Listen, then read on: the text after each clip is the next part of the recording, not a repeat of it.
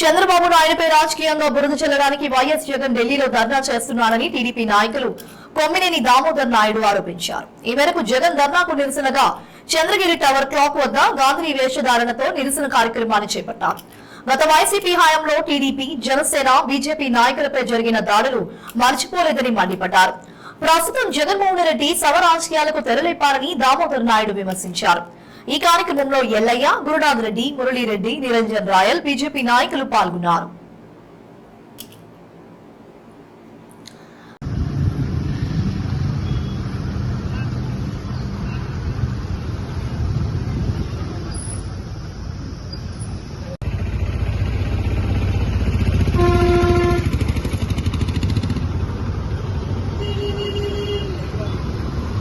నా పేరు కొమ్మినేని దామోదర్ నాయుడు, దానామూర్తిపల్లి, చంద్రగిరి మండలం, తిరుపతి జిల్లా, ఆంధ్రప్రదేశ్.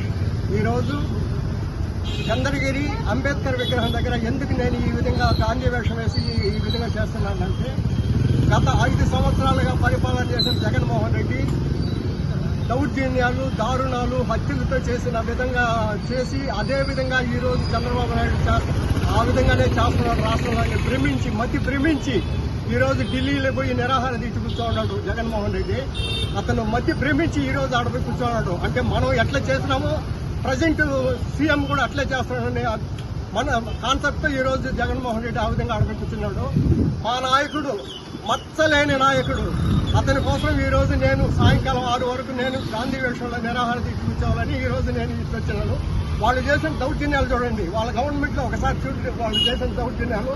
ఇలా దౌర్జన్యాలు చేసినాడు చంద్రబాబు నాయుడు, దౌర్జన్యం చేస్తున్నాడు లోకేష్, దౌర్జన్యం చేస్తున్నాడు ఇంకొకటి దౌర్జన్యం చేస్తున్నాడు. రాష్ట్రపతి పాలన పెట్టు, ఇంకొక పాలన పెట్టి అని మాట్లాడుతున్నాడే. అతను 5 సంవత్సరాలు ఇవన్నీ ఎందుకు చేశాడు? ఏమైంది చూడండి, ఒకసారి చూడు. అమరావతి రైతుల బోర్డు చూడు, 1631 రోజులు వాళ్ళు నిరాహార దీక్ష చేశాడే. అప్పుడు ఏడికి పోయింది నీకు? అప్పుడు గాడిదలు మేపుతాడు నీ తెలివే. ఈ రోజు చంద్రబాబు నాయుడు సక్రమంగా పరిపాలన చేయలేదు, రౌడీజం చేస్తున్నాడు, గోడాయం చేస్తున్నాడు. రాష్ట్రపతి పాలన పెట్టాలని ఢిల్లీలో పోయి కూర్చున్నావు.